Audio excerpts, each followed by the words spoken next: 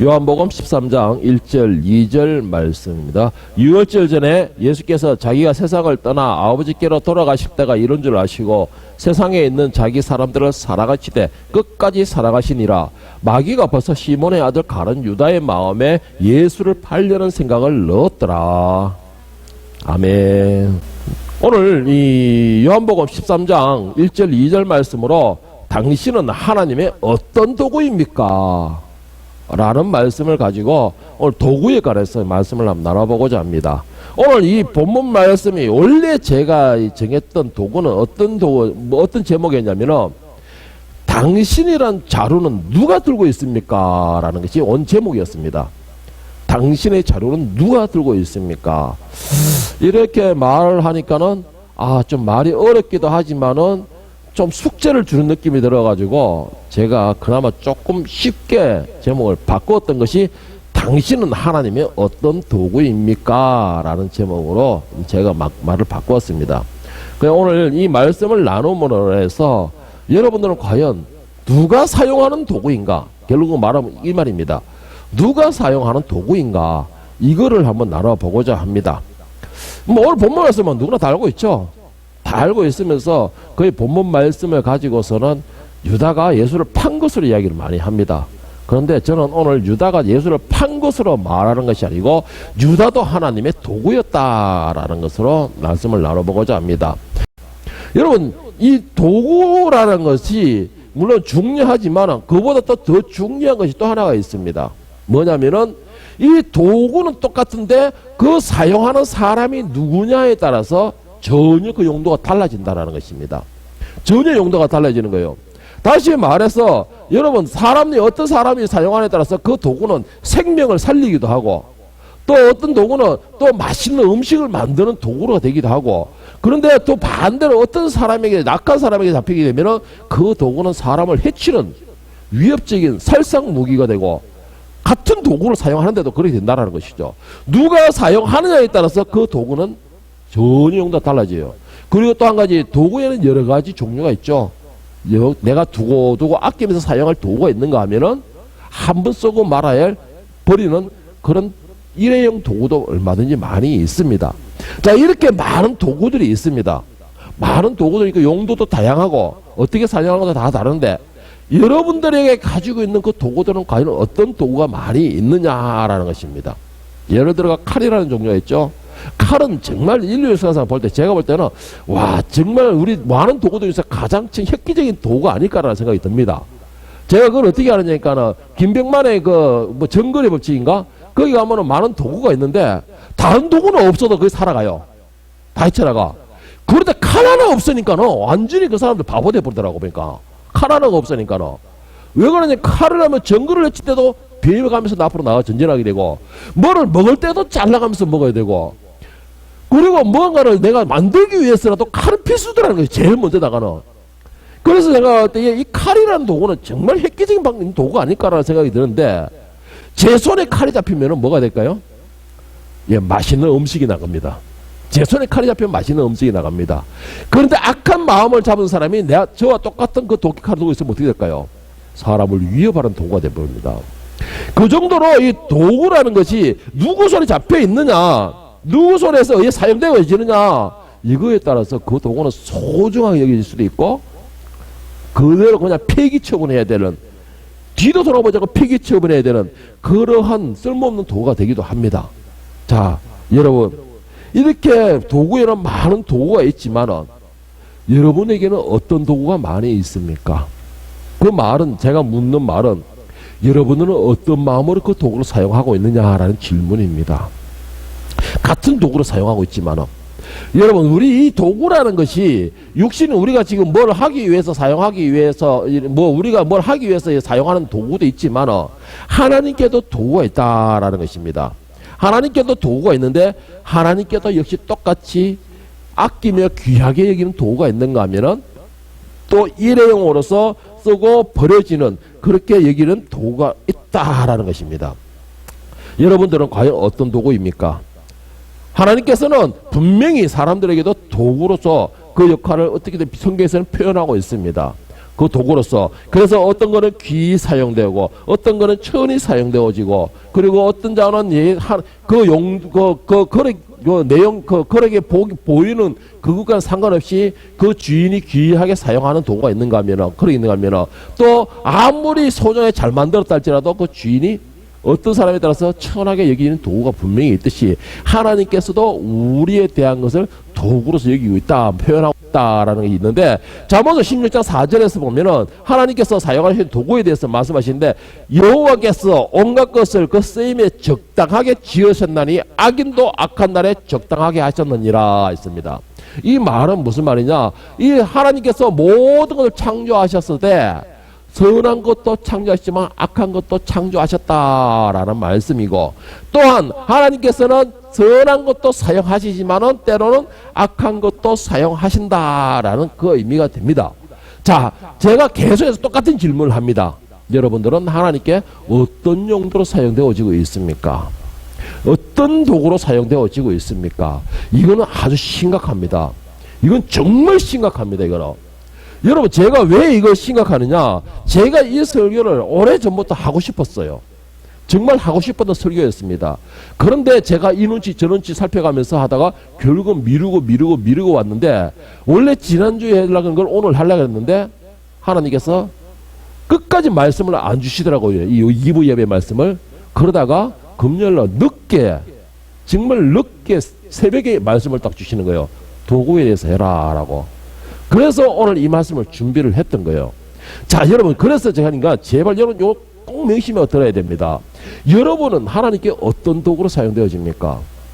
여러분 이 말씀 들어봤죠? 제가 한번 했기 때문에 권사님이고 장로님이고 평생을 하나님 나라를 위해서 정말 교회를 위해서 충성을 했던 사람이라는 것이죠. 제가 저번에 한번 녹음해가지고 아직도 제가 녹음 파일이 있는데, 그 미국의 한 대형 교회에 그 장로님이 평생을 교회도 몇 개를 세웠던 사람이랍니다. 교회를 몇 개도 세웠고 충성했던 사람이라는 거예요. 그런데 그 사람이 어느 날 암에 덜렁 걸려버린 거예요. 암에 덜렁 걸려가지고 병원에 입원하게 되었습니다. 그리고 사형 선고가 떨어졌어요. 그래서 담임 목사님하고 많은 교인들이 그 장로님을 너무나 사랑했기 때문에, 너무나 열심히 섬겼기 때문에 문병을 갔답니다. 교인들이 갈 때는 돌아 앉아가지고 뒤도 안 돌아다보다는 겁니다. 교인들을 뒤도 안 돌아다보다는 거예요. 그리고 난데 목사님이 어느 날 담임 목사님도 갔답니다. 그리고는 목사님 힘내세요. 그러다 주님을 믿으세요. 라고 열심으로 말씀을 전할 때 장로님의 입에서 벌떡 일어나서 한다는 말은 뭘까요? 시끄럽소 어떻게 쉬었어? 얼른 물러가셔! 하는 거예요. 장로님이라는 사람이 평생을 교회를 몇 개를 세웠던 사람이고 교회를 위해서 어마어마한 물질을 봉사했던 사람입니다. 하나님 앞에 귀한 도구로 사용되어졌죠. 도구로 사용되어졌습니다. 그런데 결과가 어떻게 됐습니까? 버려지는 도구가 되어버렸어요. 버려지는 도구가 되어버렸습니다. 여러분, 제가 왜 도구에 대해서 정말로 오늘 심각하게 말씀하느냐? 오늘 이 자리에 여러분 앉아 있습니다. 영상을 보는 사람들도 오늘 이 자리에 모두가 다 하나님을 붙들고 있습니다. 말씀을 듣고 있어요. 그리고 하나님 부르고 있습니다. 오늘 찬양 드는 것처럼 들어주소서 나의 주여 하면서 정말 눈물을 흘리면서 열심으로 찬양을 불렀어요. 그리고 하나님을 불렀습니다. 그런데 그 도구로 그 은혜가 끝까지 갈 자신이 있느냐는 것입니다. 끝까지 갈 자신이 있느냐는 것이에요. 하나님께 오늘 사모서 16장 4절은 뭘 했습니까? 하나님께서 모든 것을 그 쓰임에 적당하게 창조하시되 악인도 때에 맞춰 쓰기 위해서 창조하셨다는 것입니다. 여러분들은 과연 어떤 존재냐는 것이에요. 그 도구가 쓰임에 적당하게 정말로 잘 쓰이려면 여러분이 평소에 어떤 마음으로서 이 하나님을 부르느냐 이게요. 그리고 얼마나 열심으로 충성하고 있느냐는 차이가 큽니다. 여러분, 내 마음의 중심이 뭐가 되어 있습니까? 내 마음의 중심에 누가 자리 잡고 있습니까? 나라는 도구의 칼자루는 누가 잡고 있느냐는 것이에요. 칼자루는. 여러분, 성경에 보면은 정말로 하나님 앞에 크게 쓰임받았던 나라가 있습니다. 크게 쓰임받았던 나라가 하나님의 도구로 사용되어서 버림받는 아주 비참한 나라가 하나 있습니다. 누구냐면 여러분도 잘 아는 바벨론이라는 나라입니다. 바벨론, 이사야 13장에 보면은 바벨론은 어마어마하게 커졌습니다. 어마어마하게 커가지고 하나님께서 유다를 책망하시는데 귀하게 도구로 사용됐어요. 그래가지고 유다를 침략해가지고 예루살렘도 무너뜨리고 완전히 막 그들 내고 노예를 끌려가가지고 70년 동안을 노예살이 하기 정도로 하나님의 귀한 도구로 사용되었습니다. 그리고 주변 나라도 정복해가지고 어마어마한 막강 힘도 가졌습니다. 그런데 그 바벨론이 하나님의 그렇게 역사하시고 하나님께서 바벨론 나라에서 친히 그들의 경고의 메시지를 주셨고, 그리고 다니엘이고 많은 선지자들도 그들의 경고를 주셨지만 이들이 그 성령에 교만하게 되는 겁니다. 교만해지가지고 스스로가 하나님의 자리에 앉으려고 했던 것이에요. 이 느부갓네살하고. 그러니까 결론적으로는 이사야서 13장 16절 22절에 보면 하나님께서 결국 바벨론을 버리게 됩니다. 도구로서 도구로서 사용하지 않고 버리게 되는데, 그 결과가 학자들은 그 바벨론의 최후를 어떻게 하냐, 아주 비참한 최후로서 평가를 하고 있는데, 성경에서도 어떻게 말하고 있냐, 소돔과 고모라와 같은 정도로 비참한 최후를 맞이하겠다는 거예요. 자, 이사야서 13장 16절 22절에 보면 그들의 어린 아이들은 그들의 목전에서 매우 침을 당하겠고 그들의 집은 노략을 당하겠고 그들의 아내는 욕을 당하리라. 메대 사람들이 활로 청년을 쏘아 죽이며 태의 열매를 국률이 여기지 않아 사람들의 자랑하는 놀이개가 된 태의 열매를 국률이 여기지 아니하며 아이를 애석하게 보지 아니하리니 열국의 영광이 갈 사람들이 자랑하는 놀이개가 된 바벨론이 하나님께 멸망을 당한 소돔과 고모라와 같이 되리니 그곳에 거주할 자가 없겠고 거처할 사람이 대대에 없을 것이며 아라비아 사람도 그곳에 장막을 치지 아니하며 목자들도 그곳에서 그들의 양들을 쉬게 하지 아니할 것이요 그의 궁성에는 성냥이가 부르짖을 것이요 화려하던 궁전에는 들깨가 올 것이라 그의 때가 가까우며 그의 날이 오래지 아니하리라. 자, 이 어문은 제가 이 과학에서 좀 든든히 읽었는데, 여러분 이게 한마디로 바벨론의 최후가 어떻게 되느냐니까는, 옆에 나라 하나님이 다른 도구로 사용돼서 들을 일으키는 나라에 의해서 침략을 당하는데 아이들조차도 잔인하게 학살을 당할 것이고, 임신한 여자들의 배를 갈라서 그 아이의 태조차도 다 죽여버릴 것이고, 그리고 청년들도 비참하고 아이 생명 자체를 비참하게 여기는데, 그 나라가 터가 어떻게 되느냐, 그 터는 저주받은 터로서 나그네들이 잠시 쉬었다 가는 장소로도 사용되지 않는다라는 것입니다. 그러면 어떻게 되느냐, 나중에는 하나님께서 성경에 말한 저주받은 짐승들이 그곳에서 그냥 짓밟는 땅이 되어버린다는 것입니다. 하나님의 도구에서 사용되지 못하고 버림받으면 결과가 멸망의 길이 되는 것이에요. 멸망도 저주의 멸망의 길이 되는 것입니다. 여러분, 도구라는 것이 사용되어지는 사람이 누구냐에 따라서 그 도구가 귀하게 쓰임받게 되지만, 그리고 소중하게 여기되기도 하지만, 그 사용하는 도구가 악한 마음을 가진 사람이 그 칼자를 주게 되면 그 도구는 살인무기가 되는 것입니다. 멸망의 무기가 되는 것이에요. 오늘 본문에 나오고 있는 바로 유다가 그런 예라는 것이죠. 여러분, 유다는 여러분도 잘 알다시피 12사도 중에 한 사람입니다. 예수님께서는 복음을 전할 때 수만 명의 많은 사람들이 쫓아다녔어요. 그리고 예수님이 가는 곳에는 엄청나게 많은 인구들이 계속 쫓아다니고 있는 제자의 역할을 감당하는 사람이 엄청나게 많았습니다. 엄청나게 많았어요. 예수님 쫓아다니는 제자를. 예수님께서도 예를 들어서 말하기를 뭐였습니까? 너희 많은 제자를 다 팔고 너는 나를 쫓으라. 제자로 오라는 것이에요. 많은 제자들이 있었습니다. 그 중에서 예수님이 12명이라는 인물을 뽑았던 거예요. 그리고는 그들에게 특별하게 사도라는 호칭까지 주셨습니다. 12명에게 많은 수많은 제자 가운데 12명을 뽑았고, 그 중에서 사도라는 호칭을 줬고, 그 12명의 사도 중에 유다라는 사람이 있었습니다. 그러면 어때요? 유다는 결국은 하나님 앞에 붙들림 받고 사용할 때는 귀한 도구였다는 것입니다.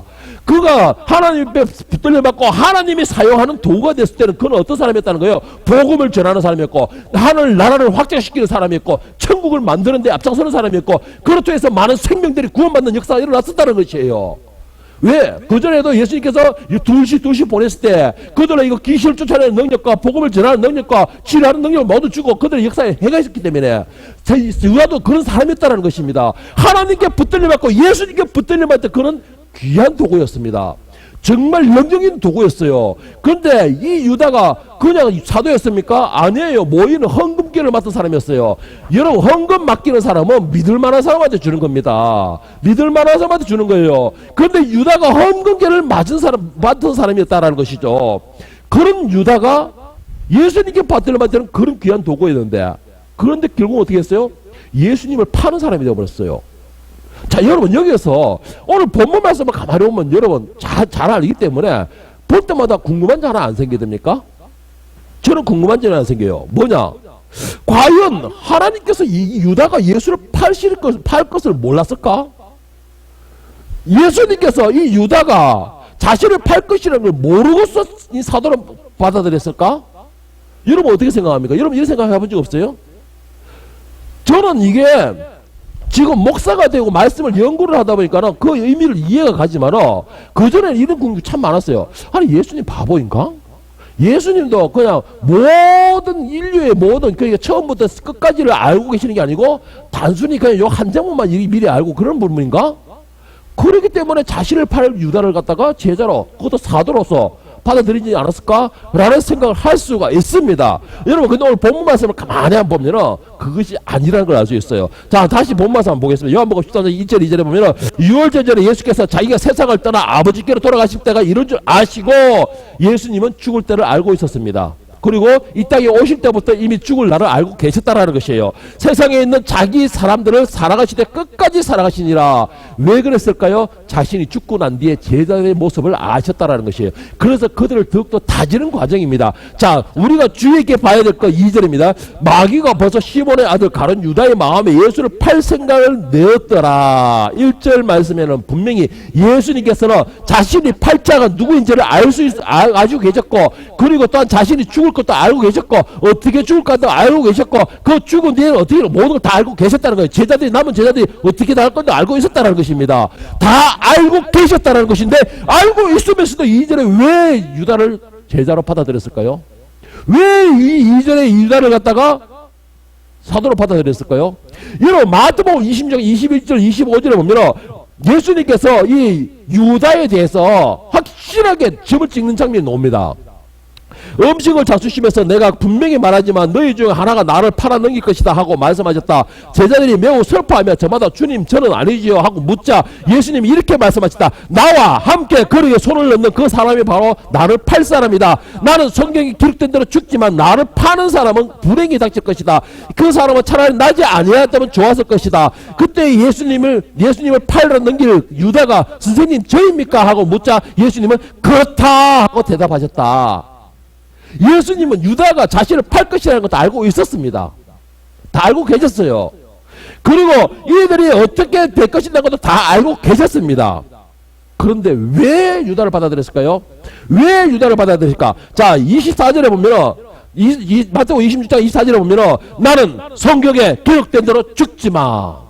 하나님 뜻이기 때문에, 하나님의 계획된 시기 때문에, 하나님의 뜻이기 때문에, 계획된 것이기 때문에 예수님을 팔았다는 게 문제가 되는 게 아니에요. 제가 전에 말씀드렸지만 예수님을 팔았다는 게 문제가 되는 게 아니에요. 그런데 예수님께서 뭐라고 말씀하신 줄 아십니까? 자, 마태복음 26장에서 24절에 보면은 뭐라고 말하시냐? 파는 그 사람은 차라리 나지 않았다면 좋았을 것이다. 이거를 뭐를 의미하느냐? 예수님을 팔기 때문에 그가 안 나서면 좋았을 거다 이 말이 아니에요. 유다가 아니라도 예수님은 팔리게 돼 있었어요. 유다가 아니라도 예수님은 십자가를 져야 됐어요. 왜? 그것이 아버지의 뜻이기 때문에 예수님께서 말씀하셨잖아요. 24절에 나는 성경에 기록된 대로 죽지만은 예수님은 처음부터 기록된 대요. 그런데 유다가 거기에 들린 거예요. 유다도 하나님의 귀한 도구였습니다. 정말 사용되는 도구였고 하나님 나라를 위해서 열심히 충성한 사람이었어요. 유다도. 오늘 여러분 여기 앉아있는 여러분들처럼 정말 하나님 나라를 위해서 교회를 위한 거예요. 하나님 나라를 위해서 예수님의 복음을 위해서 열심히 충성하고 피아노 치고 더운데 앉아가지고 이 프로젝트 열나는데 프로젝트 앉아있고 이 카메라가 이 상황이 있는데도 그걸 궁리해가면서까지 계속 만져가면서 충성하고 더운 데서 땡볕에 더운 데서 그 불 앞에서 음식을 만들고 충성하고 있다는 것이에요. 예수님의 이름으로 하나님의 영광이 충성을 하고 있는 겁니다. 유다도 똑같이 하나님 나라를 위해서 열심히 충성하고 빛을 발했던 사람이에요. 그런데 결국 유다는 어떻게 됐습니까? 예수를 파는 도구가 되어버렸어요. 예수를 파는 도구가 되어버렸습니다. 그런데 문제가 뭐가 있었냐? 24절에 파는 그 사람은 차라리 나지 않았다면 더 좋아할 것을. 여러분 파는 게 문제예요. 그 다음이 문제예요. 그 다음이 문제입니다. 내가 지금까지 열심히 섬긴 게 문제가 아니고 그 다음이 문제예요. 여러분 이걸 제가 왜 이렇게 말을 하려고 하는 거냐면은 유다에 대해서 그 사람이 나지 않았으면 좋았다라는 것은 유다가 어떻게 죽을 것인가를 알았다는 것이에요. 예수님은 어떻게 죽을 것인가를 알았다는 거예요. 두 도구로 붙들림을 받았고 도구로 사용이 되었으면 그 칼자를 쥐고 있는 분의 그 뜻을, 그 마음을 깨달아야 돼요. 유다가 팔고 성전을 던졌으면 주님 앞에 나와 무릎 꿇고 그 제사장 빌라도 앞에 이를 막 두들겨 맞고 있을 때도 그 앞에 가 주님 내가 잘못했습니다라고 회개할 수 있는 마음, 예수님이 원하는 것은 그거였을 것이고, 하나님께 쓰임받은 도구가 정말 잘 사용된 도구라면 그것이 진짜 참 모습인 것이에요. 그것이. 그런데 유다는 어떻게 했어요? 돌을 던지고는 가가지고 뽕나무에 목매가 죽어버린 거예요. 그것에 예수님은 마음이 안타까웠던 것이에요. 그 사람이 그것에서 도구로 열심히 충성하고 열심히 섬기고 열심으로 하나님 나라를 위해서 달렸지만 그 결과가 결국은 자기 생각 자기 의지대로 해버렸다는 것이죠. 바벨론을 하나님께서 열심히 성대시키셔가지고 그를 사용하셨지만 그가 그냥 하나님 버리셨어요? 네 유다를 쳤으니까 끝났어가 버리신 거예요? 아니에요. 그가 교만해서 하나님 자리에 오르려니까 하나님 버리신 거예요. 유다가 왜 예수를 팔았습니까? 그가 뜻대로 예수님이 왕권을 쥐지 않거든. 육체의 왕권을 쥐지 않거든. 그러니까는 자격준다는 식으로 핑계낸 것이 예수를 파게 된 거잖아요. 그러면 안 되면 회개해야 되잖아요. 회개해야 되잖아요. 느부갓네살이 그렇게 높아져가지고 내가 하나님 위치에 오르겠다 했더니 하나님이 책망해가지고 네가 7년 동안이나 6년인가 7년 동안 네가 거지같이 덜짐승같이 살 거다. 그리고 난 뒤에 네가 다시 네 위치를 깨닫고 하나님을 찬양할 때 다시 회복하리라. 그가 결국 실제로 6, 7년을 갖다가 덜짐승으로 살았어요. 왕이면서. 그런데 그가 하늘을 쳐다보면 하나님의 영광이 보이거든. 그래서 하나님을 찬양했거든. 그래서 하나님께 감사했거든. 그러니까 다시 회복시켜주는 겁니다. 뭘 말합니까? 바벨론도 이방인이에요. 그런데 왜 그랬어요? 하나님의 귀한 도구로 사용받고 있잖아요. 그런데 여러분 중요한 게 있어. 제발 부탁하는 것이 있으니까 지금 내가 뭘 하는 거가 중요한 게 아니에요. 지금 내가 뭘 하는 거가 중요한 게 아니에요, 여러분. 지금 내가 뭘 하고 있으면 그 다음이 중요해요. 그 모든 영광이 누구의 것입니까? 누구의 것입니까? 내가 이 모든 일을 할 수 있었던 게 어떻게 할 수 있었냐는 거죠. 칼이 지 혼자서 뭐 팔을 갈고 칼이 지 혼자서 뭐 야채를 깎고 합니까? 칼이 지 혼자서 하는 거예요? 아니에요. 칼자루 진 사람이 칼을 막 쫙 열심히 칼질을 하고 껍질을 막 까고 이러니까 껍질이 까여지는 게고 칼이 역할을 하는 겁니다. 그렇게 하니까는 칼이 귀한 도구 역할을 감당하는 것이에요. 그런데 칼이 지가 하겠다고 소치잡아가지고 주인 팔을 딱 비리게 하면 어떻게 합니까? 바로 내팽개치는 거지. 이게 어디 지 맘대로 설치어가고. 여러분 도구로 사용되어지는데 제발 좀 부탁드립니다. 버림받는 도구가 되지 마세요. 제발. 제발 부탁입니다. 저는 이 말을 하기가 너무나 두려워요. 저는 이 말 하기가 너무나 두려워요. 버림받는 도구가 되지 마세요. 이거 정말 이게 민감한 내용이거든. 이거는. 이 자리에 있는 저도 그렇고 여러분도 그렇고 지금 열심으로 사용되어지고 어떻게 버림받을 수도 있어요. 자, 오늘 유다를 보세요. 2절을 보면 마귀가 벌써 시몬의 아들 가룟 유다의 마음에 뭘 했다는 거예요? 예수를 팔세가 넣었다. 누가 넣었다는 거예요? 중요한 건 누가 넣었다는 거예요?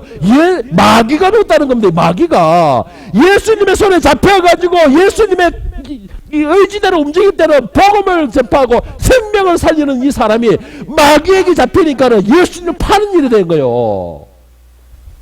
누가 칼자를 쥐고 있냐는 겁니다. 지금 나라는 칼자를 누가 쥐고 있습니까? 제발 좀 생각 좀 해보세요. 여러분 지금 여러분들이 생각하는, 여러분들이 행하는 것과 여러분들이 하나님과 달려가는 마음과 여러분들이 하나님을 향한 그 마음을 가만히 생각하면서 생각 좀 해보세요. 여러분의 칼자를 누가 쥐고 있습니까? 여러분 오늘 오전에 한 것처럼 지혜로운 사람 뭐가 다르다 했습니까? 언어가 다르다 했어요. 행동이 다르다 했습니다. 그리고 지혜로운 사람 뭐 했어요? 주변 사람이 나를 사랑한다 그랬어요. 여러분들이 지금 하고 있는 그 상에서 여러분들이 어떤 상황을 받고 있냐는 거예요. 어떤 사랑을 받고 있냐는 겁니다. 그것이 바로 여러분들에게 칼자루에 쥐어진 주인이 누구냐가 달린 거예요. 지금 내가 열심으로 봉사하고 지금 내가 열심으로 음식 만든다고 중요한 게 아니에요. 여러분의 주된 의무가 뭡니까? 하나님 나라를 선포하는 거예요. 이 악한 세대의 세상을 향해 빛과 소금의 역할을 감당하는 겁니다. 여러분들 과연 세상을 향해 빛과 소금의 역할을 감당하고 있느냐는 것이에요. 예수님께서 명령하신 것입니다. 이거는 그냥 내 하나만 칼날이 날카로우면 되지, 나 하나만 이 주인이 쓰는 대로 잘 칼질만 되면 되지. 여러분, 그거는 아니에요. 칼이 음식을 만드는 이유는 뭡니까? 여러 사람을 알고 행복하게 해주기 위해서 칼이 그 칼날을 가는 거잖아요. 오늘 시몬 마귀는 예수님 앞에 붙들려 맞을 때는 그는 생명을 살리는 사람이었습니다. 천국을 확장시키는 사람이었습니다. 근데 어느 한순간에 뭐라 했습니까? 악한 마귀가 그 칼자를 제거하니까 바로 예수를 팔 생각을 하게 됐고, 예수를 파는 데서 끝난 게 아니에요. 너 예수를 팔았잖아. 너 서성을 팔았잖아. 그럼 뭐야? 뒤져야지. 예수님도 그를 죄인이라고 낙인 찍지 않으셨는데 자기 스스로 죄인을 낙인 찍고서 죽어버린 거예요. 이게 얼마나 억울한 도구입니까? 평생을 그는 몇 살까지 살았는지는 모르겠지만 평생을 그는 하나님 나라를 위해서 달린 사람이었습니다. 가룟 유다는 평생을 그 하나님의 나라를 위해서 열심으로 달려갔고, 때로는 죽을 고비도 넣고, 바리새인과 유대인들의 그 돌팔만에 내가 위험도 느껴봤고, 예수님과 함께 도망도 다니고 그렇게 살아온 사람이었어요.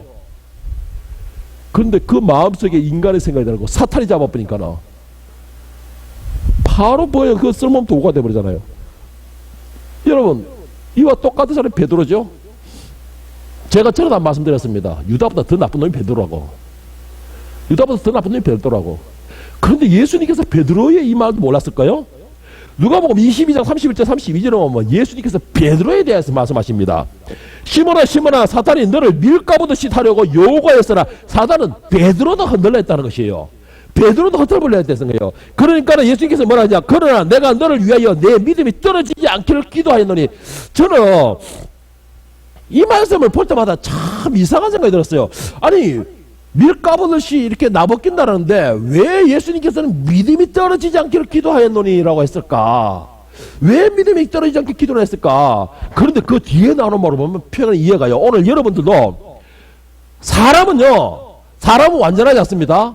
사람은 연약해요. 그 말은 무슨 말이냐? 내가 유혹에도 잘 넘어간다는 말입니다. 때로는 사탄에게 칼자를 쥐어볼까 하는 생각도 하고, 때로는 한 번씩 쥐어보기도 합니다. 내 자신에 대해서. 그러니까 내가 죄를 짓는 거예요. 그 칼자를 주인이 바뀌니까. 그런데 사람 모두 그렇게 해요. 그런데 예수님도 아셨다라는 게 뭐냐? 오늘 본문에서 보면 알 수가 있는 것인데, 베드로를 보고 밀가부듯이 엎드리기다 하고 욕을 했을 때 예수님께서는 안 돼가 아니고 너를 위해서 기도했다라고 되어 있어요. 왜 그런 말 했냐? 뒤에 보면은 너는 돌이킨 후에 내 형제들을 굳게 하라. 참 이상하지? 앞뒤가 안 맞는 것 같죠? 너는 내가 기도하였으니까 너는 돌이킨 후에 뭘 돌이키라는 거예요? 뭘 돌이키라는 거죠? 여러분 이해 갑니까? 이건 아직 예수님 팔리기 전이에요. 뭘 돌이키라는 것이죠? 돌이킨 후에 내 형제를 굳게 하라. 예수님께서는 베드로가 예수님을 부인할 것이다. 나중에는 저주까지 가면서 세 번을 부인할 것이라는 걸 알고 계셨습니다. 그래서 예수님께서 기도하기를 뭘 했냐? 내 믿음이 떨어지지 않게. 즉 말해서 그것으로 죄책감으로 인해서 버리지 않게 기도했다라는 것입니다. 네가 그 죄책감으로 인하여 흔들려가지고 유다와 같이 어리석은 선택을 하지 않기를 내가 기도했다라는 것이고, 그 기도함으로 인해서 베드로가 어떻게 된다는 거예요? 네가 회개하고 돌아올 것이다 라는 말까지 했고, 돌아오면은 네가 죄책감에 주저앉아 있지 말고 너의 형제들을 같이 살려라, 일으켜라 라는 말씀인 것입니다. 자, 여러분, 똑같은 과정에서 똑같은 시간에서 똑같은 환경에서 똑같은 말입니다. 내용만 다를 뿐이지. 베드로나 유다나. 그런데 예수님 앞에 끝까지 붙들려 받은 베드로는 그는 끝까지 귀한 도구가 됩니다. 끝까지 귀한 도구가 돼요. 그가 비록 예수님을 부인하고 팔아넘기고 불안 막심한 인간처럼 정말 천하의 망나니처럼 그런 행동을 했지만 그럼에도 예수님을 붙들었어요. 믿었어요. 그리고 주인이신 예수님, 서정이신 예수님, 나의 생명이신 예수님, 주님만이 하나님의 아들이고 주님께서 그리스도십니다, 메시아이십니다 라고 고백하면서 붙들었어요. 악한 사단이 너 새끼 예수님 팔았잖아, 너 이 새끼 예수님 보면서 저주했잖아, 너 이 새끼 예수님 앞에서 너는 사람 망치를 줬잖아 했죠. 사단이 찌르고 했지만, 칼자를 지가 잡으려 했지만 베드로는 어떻게 했어요? 믿음이 흔들리지 않았다는 것이에요. 주여, 내가 주님을 부인하였습니다. 주여, 내가 살려고 주님을 받았습니다. 주여, 내가 살려고 주님을 대해서 내가 거짓 증언하였습니다 라고 회개했어요. 그러니까 그 칼절의 주인이 바뀌지 않았던 것이죠. 그 칼자루의 주인이, 베드로라는 칼자루의 주인이 바뀌지 않았던 것입니다. 주님에 들어서.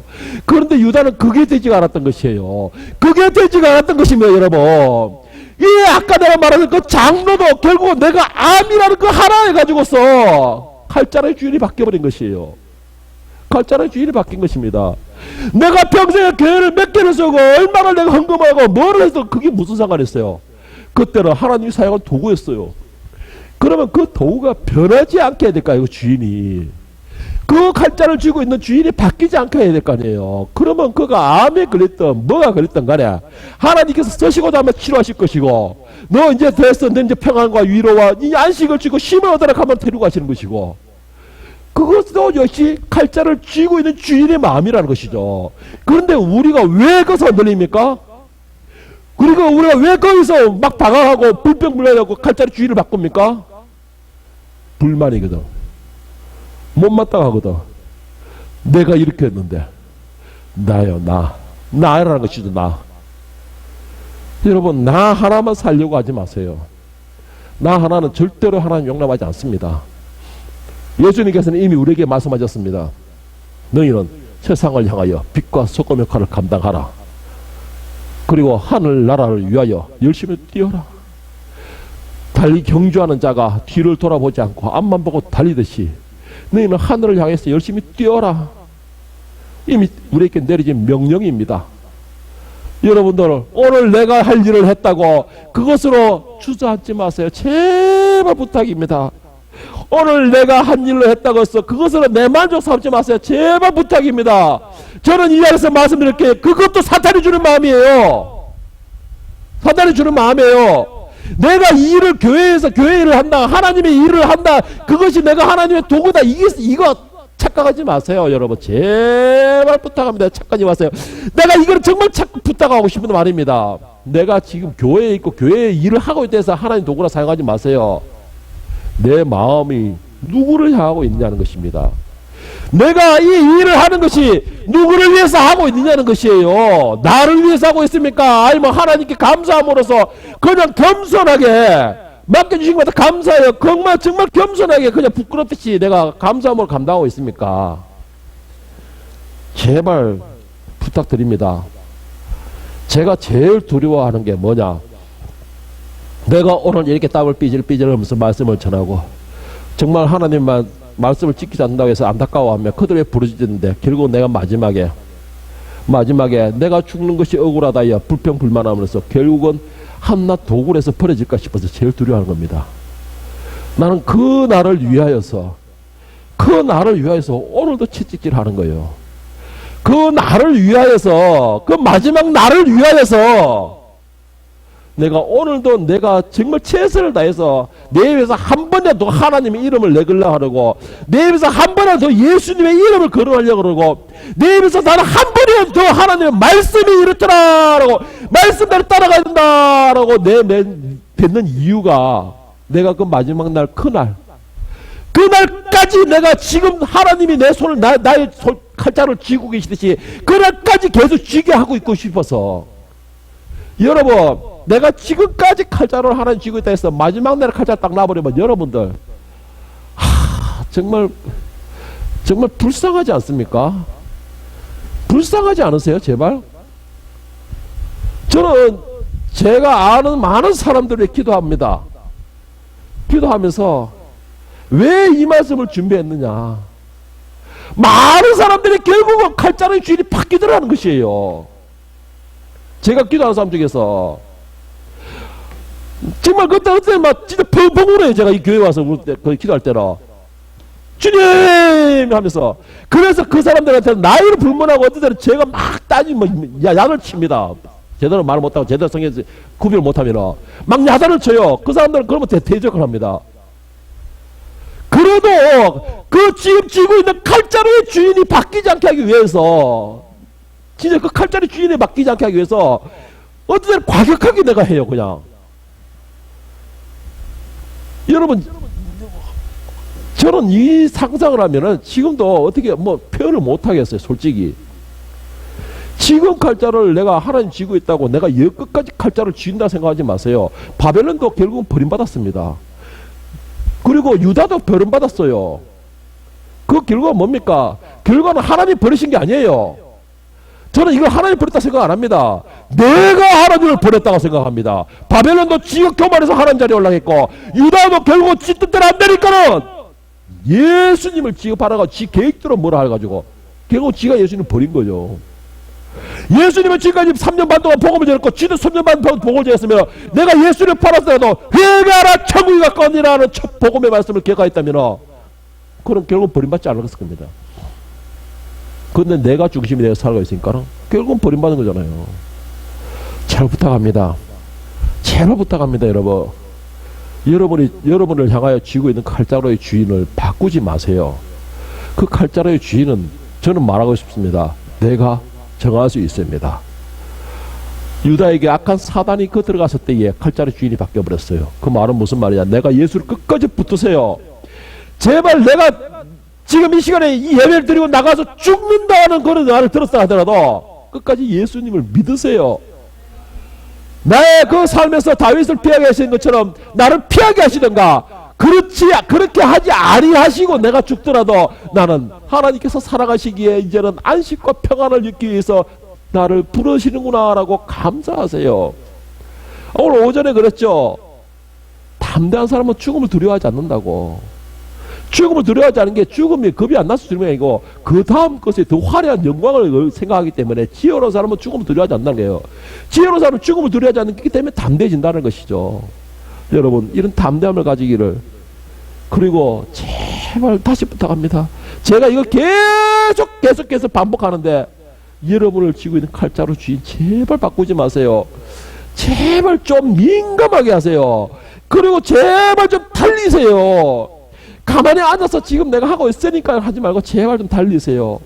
그리고 스스로에게 말하세요. 내가 그렇게 안 변하기 위해서 나 오늘 하루 예수님의 이름 내가 한 10번만 불러볼 거야. 내가 오늘 하루는 내가 하나님께 찬양, 하나님 찬양, 하나님께 감사, 하나님 감사합니다 소리를 내가 10번만 해볼 거야.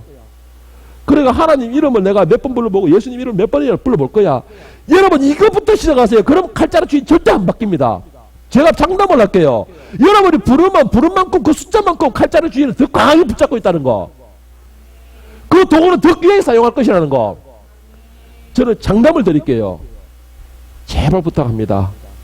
여러분들이 정말 예수 앞에 귀한 쓰임받는, 끝까지 쓰임받는 귀한 도구가 되기를 예수님의 이름으로 축복합니다.